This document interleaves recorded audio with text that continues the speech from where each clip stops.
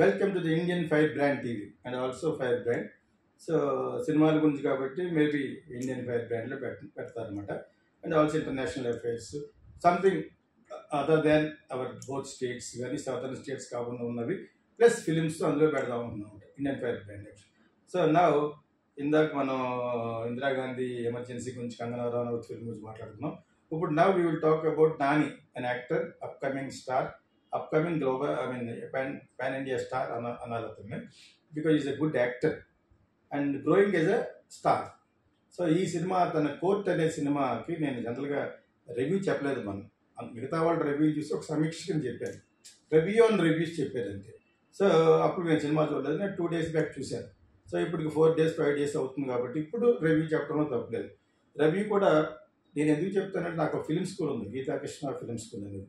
ఆ ఫిలిం స్కూల్లో ఉన్న స్టూడెంట్స్ గురించి, యాస్పైరింగ్ ఫిల్మ్ మేకర్స్, నా దగ్గర చేరకపోయినా కూడా aspiring directors, screen writers, actors, వాళ్ళందరి కోసం చెప్తాను అనమాట. Especially for my film school sake చెప్తాను. And also present film buffs ఉంటారు all over the world, Telugu వాళ్ళు కానీ తమిళ వాళ్ళు కానీ, whatever they all know me. Then నేను కరెక్ట్గా చెప్తాడు అనేది ఉంటుంది కాబట్టి they will watch our videos. So anyway, you also subscribe and share it to the people whom you like it. నిజంగా వీడియో లైక్ చేస్తే. సో కోర్ట్ అనే సినిమాని ఫస్ట్ నా డైలాగ్ ఏంటంటే, ఆన్ దిస్ మూవీ, సినిమాని 2-3 రకాల పాయింట్ ఆఫ్ వ్యూ చెప్పొచ్చు. కథకుడు, novelist కూడా మూడో వ్యక్తి చెప్తున్నట్టు కానీ, రైటరే చెప్తున్నట్టు కానీ, ఇవన్నీ కాకుండా బాంబే బేగమ్స్ అనేది ఒక ఇది వచ్చింది. ఒక వెబ్ సిరీస్. వీళ్ళు ఎవరికి సంబంధం లేకుండా నాకు 14 years old girl point of view చెప్తాడు డైరెక్టర్. కథ వెరీ పెక్యులర్. ఎవరైనా నోటీస్ చేసి చూడండి, అది సోనీలోనే ఎక్కడ ఉంటుంది. బాంబే బేగమ్స్ అని పూజా భట్ అందరూ యాక్ట్ చేసింది. అలాగా ఒక్కొక్కరు ఒక్కొక్క పాయింట్ ఆఫ్ వ్యూ చెప్పినప్పుడు కథకుడికి చెప్పాలి, కథకుడు దర్శకుడు అయితే దర్శకుడు చెప్పాలి. వీళ్ళందరూ కాకుండా అందరూ ఒక క్యారెక్టర్, మెయిన్ లీడ్ క్యారెక్టర్ చెప్పాలి. చెప్పడం అంటే అతని పాయింట్ ఆఫ్ వ్యూ జరుగుతున్నట్టుగా, అక్కడక్కడ వాయిస్ ఓవర్ కూడా అతనిదే వస్తున్నట్టుగా సో మెనీ హాలీవుడ్ ఫిల్మ్స్ చూసుంటారు. ఆ ప్రక్రియ మన ఇండియాలో పెద్ద లైక్ చేయరు. డాక్యుమెంటేషన్ లాగా వాయిస్ ఓవర్ ఎక్కువ వస్తే అలాగా గౌతమ్ మీనన్ ట్రై చేసాడు 1-2 సినిమాల్లో, వర్కౌట్ అవ్వలేదు. బాగానే ఉంటుంది కానీ ఇదే డాక్యుమెంటరీ అంటారు. అంటే మన వాళ్ళకి డాక్యుమెంటరీ అనగానే వాట్ దే విల్ ఇమాజిన్, వెనకాల వాయిస్ ఓవర్ వస్తుంది, ఏదైనా విజువల్స్ వస్తూ ఉంటాయి అనేది మన అలవాటు పడిపోయారు. ఎవడైనా డాక్టర్ వేషం వేస్తే పూర్వం వాడికి డాక్టరే ఇచ్చేవారు, ఒక ఇన్స్పెక్టర్ వేషం వేస్తే వాడికి ఇన్స్పెక్టరే ఇచ్చేవాడు, చచ్చిపోయారు. డైరెక్ట్గా వాడి కానిస్టేబుల్ రూమ్లోకి వెళ్ళి ఇన్స్పెక్టర్ వేసేసుకోవచ్చు. అది ఇప్పుడు ఉంది. దట్ వాజ్ కైండ్ ఆఫ్ అలాగ కష్టం అయిపోయాయి. యాక్చువల్గా అవి బ్రేక్ చేయాలి. నటుడు ప్రతిదీ నటించగలగాలి, నటిస్తాడు కూడా. మీరు అతనితో చేయించుకుని రిహార్సల్ చేస్తే. సో ఇది పక్కన పెడితే, నాని ఒక యాక్టర్గా కాకుండా ఒక ప్రొడ్యూసర్గా కూడా ఈ సినిమాతో బాగా క్లిక్ అయ్యి ఈ can be called as one of the good star film maker కింద అనొచ్చు. ఎందుకంటే ఆచితూచి మంచి కథలను ఎన్నుకుని చేస్తున్నాడు కాబట్టి. ఎందుకు పాయింట్కి వస్తే, ఈ సినిమాని ఎవరు పాయింట్ ఆఫ్ వ్యూలో తీశారు? ఆ టైటిల్ పెట్టారు కదా, కోర్ట్ పాయింట్ ఆఫ్ వ్యూ తీసిన సినిమా కాబట్టి యాప్ట్గా సరిపోయింది.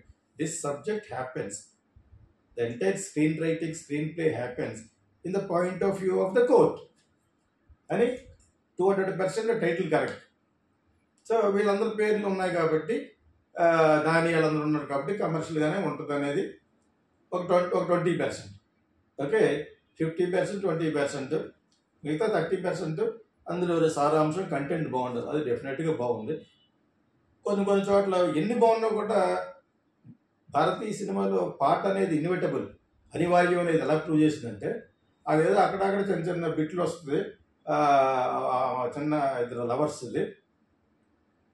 ఈ సినిమా చూడడానికే ఆ పాట కారణం ఉన్నంత లెవెల్లో పబ్లిష్ చేశారు. అంటే పాట ఎంత ఇంపార్టెంటో చూడండి. ఎక్కువ పాటలు పెట్టలేదు, ఆ ఒక్క పాట అయినా కూడా. ప్రతి సినిమాలో ఒక పాటే ఫేమస్ చేస్తున్నారు. స్త్రీ 2లోనూ ఒక పాట ఫేమస్ చేశారు. అన్నీ మన నిలవై మన కనుక నా మీద కోపాన్ని తీసాడు ధనుష్, అందులోనూ ఒక పాట తీశాడు.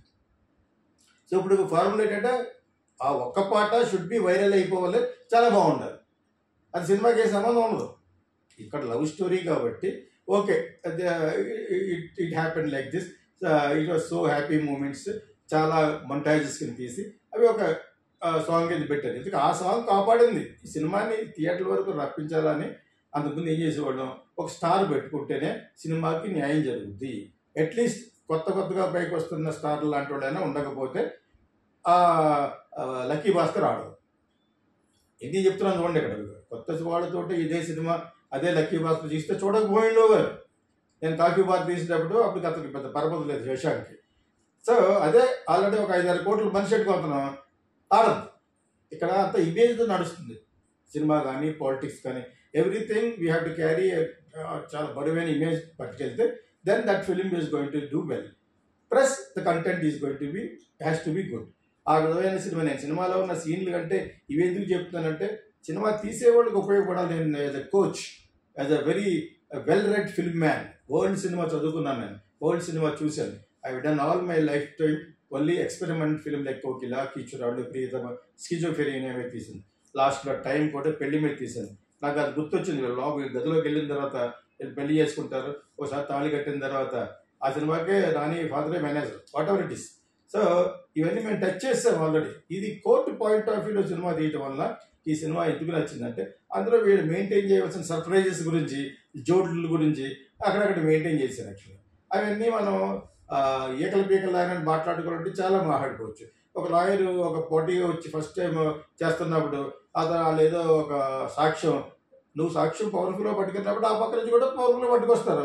అదేదో కొంచెం మేకప్ అక్కడికక్కడ సందర్భంగా మగపతి అనే క్యారెక్టర్ పట్టుకొస్తాడు వీడియో అనేది. అది అది అది యాక్చువల్గా ఇట్ ఈస్ వాడి కాల్ కుక్ చేసింది అనమాట అక్కడికక్కడే. సో అది వినగానే ఇతను కూడా క్లైంట్ని వదిలేసి ఈ అబ్బాయి సెకండ్ టైం వస్తాడు కదా, అతను వేరేదో మర్చిపోయాను, అతను అప్కమింగ్ హీరో, అతను ఇంటికి వెళ్ళిపోతాడట. అది ఒకటి బాగోలేదు. తర్వాత ఫస్ట్ హాఫ్లో నాకు ఒక 10 నిమిషాలు బోర్ ఎందుకు అనిపించిందంటే too many times bail rejected, bail rejected, bail rejected, bail rejected సుత్తిగా ఉంటుంది. 2 times ఇస్ ఎనఫ్. అతివృష్టి అనావృష్టి లాగా 4 సార్లు చెత్తగా ఉంటుంది, బాగోలేదు. తర్వాత ఇతరు వీళ్ళు వాదించడానికి వచ్చి వీళ్ళతోటి వాగ్వివాదం అయిన తర్వాత నా మైండ్ ఎందుకు పాడైపోయిందనో మొత్తానికి వాళ్ళ మదర్ ఇంటికి వెళ్తాడన్నట్టు అది అక్కడ మంచి కారణం చెప్పవలసింది. And also creating that witnesses చాలా మంచి సీన్లు అయి ఉండేవి యాక్చువల్గా.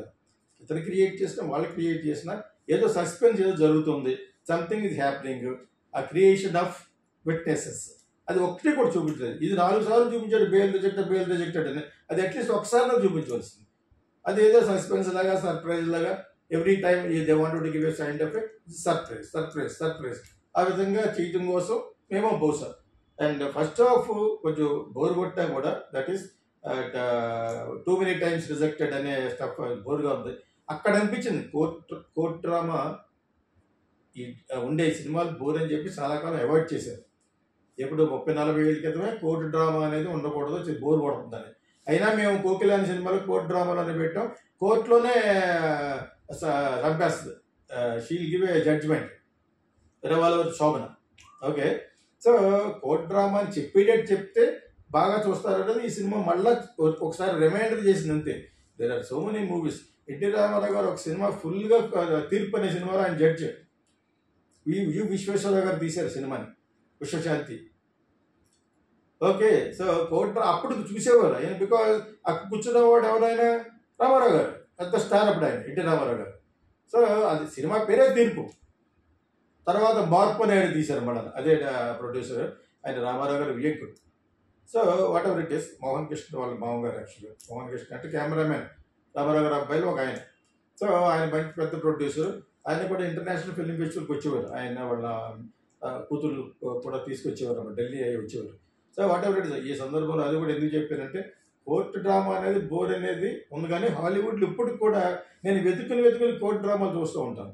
Because most of the screen plays హాలీవుడ్లో రాసేది లా చదువుకున్న వాళ్ళే. మీరు go and find out in Google.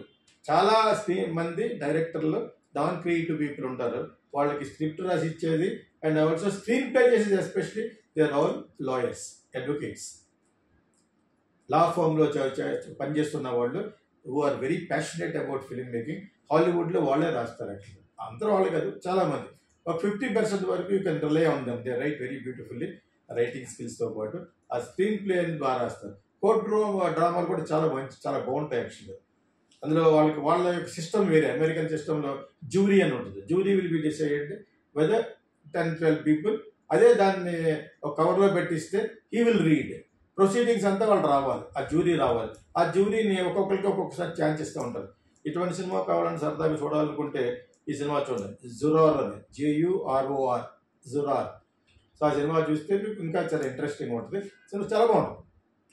అక్కడొకటి 4 సార్లు 5 సార్లు వస్తుంది కోర్టు సీన్ అంతే. ఇది కూడా పూర్తిగా కోర్టు సీన్ అని ఎక్కడ బోర్ కొట్టిందంటే ఆ 4 సార్లు బెయిల్ కాడ చాలా వచ్చింది యాక్చువల్గా. దానికి బదులు ఒక ఇన్వెస్టిగేషన్ వీళ్ళ ట్రైన్ ఫర్ బెటర్ విట్నెసెస్ కాడ ఎందుకు వీడు కూడా వెళ్తాడు, ఎందుకు అది సస్పెన్స్గా తీయొచ్చు, అది తీస్తారని అనుకున్నాను నేను. దాని బదులు ఇక్కడ బోర్ కొట్టాను. ఫస్ట్ హాఫ్ అనేది కొంచెం ఒక మేబీ 700-800 ఫీట్ బోర్ అనిపిస్తుంది నాకు యాక్చువల్లీ. అలా అదే అదే అదే చెప్పడం, అతనికి లాయర్కి అతనికి ఛాన్స్ ఇవ్వకపోవడం, అవన్నీ చాలా కన్స్ట్రెయిన్గా ఉంది, ఫోర్స్గా ఉంది యాక్చువల్గా.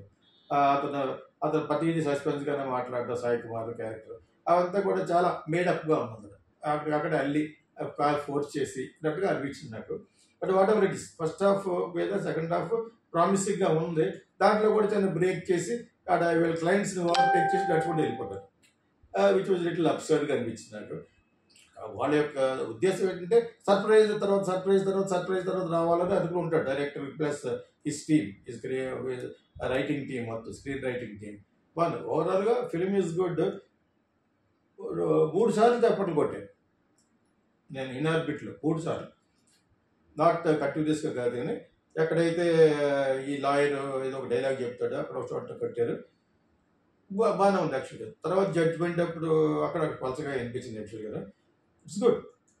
పోక్సో అనేది everything, the whole movies in the point of view of writer point of view అంటే కోర్ట్ అనే పాయింట్ ఆఫ్ వ్యూలో సినిమా తీయటం అనేది plus plus plus for this movie. Anyway I wish this film going to be very big blockbuster. And also ఆ రేంజ్కి బాగానే hit అయ్యేది లెక్క. నేను వెళ్ళినప్పుడు ఆల్మోస్ట్ 80% వరకు జనాలు 10:40 షోకి వచ్చారు ఇన్ ఆర్బిట్లో. దట్ వాజ్ 4th డే అనుకుంటా యాక్చువల్గా. నేను ఇన్స్టాగ్రామ్లో కూడా పెట్టాను, లాజికల్లీ రియలిస్టిక్ ఫిల్మ్లు చూడాలని ఎప్పటి నుంచో చెప్తున్నాను. నా వేరే వాళ్ళ టీవీలో కూడా ఛానల్లో చెప్తున్నాను. Logically realistic film is Pushpa. Logic miss కాకుండా కొంచెం రియలిస్టిక్ క్యారెక్టర్స్ పెడుతూ, తర్వాత సినిమాటిక్ లైసెన్స్గా సాంగ్ పెట్టు, అది పెట్టు, ఇది పెట్టు, అంటావు, ఆ టైప్లో పెట్టు. But entire 70-80% has to be without missing logic, it has to be the realistic.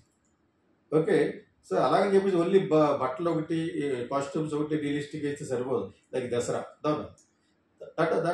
It was bad film యాక్చువల్గా. This is a good film.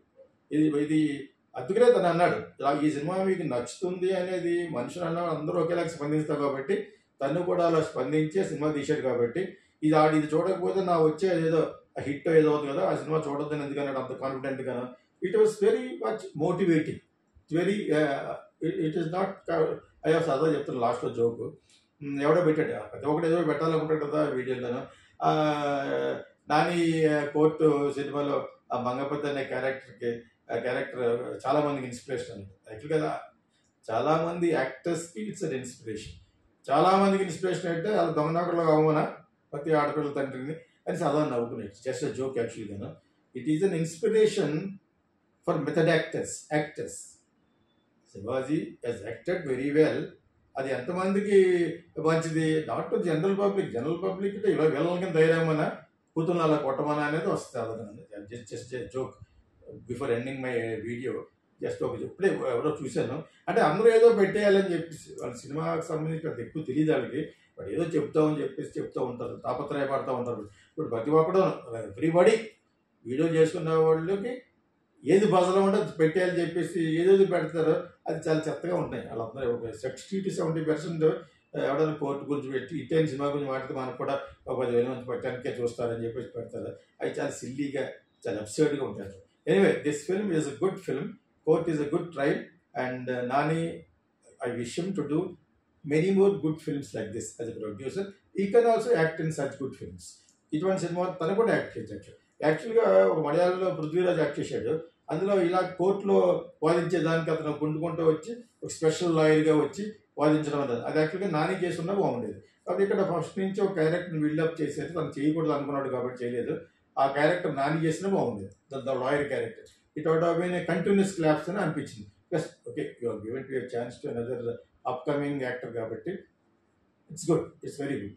All film lovers, here comes Geeta Krishna International Film School. Ever seen Kokila, Sankirthana and Kijurallu?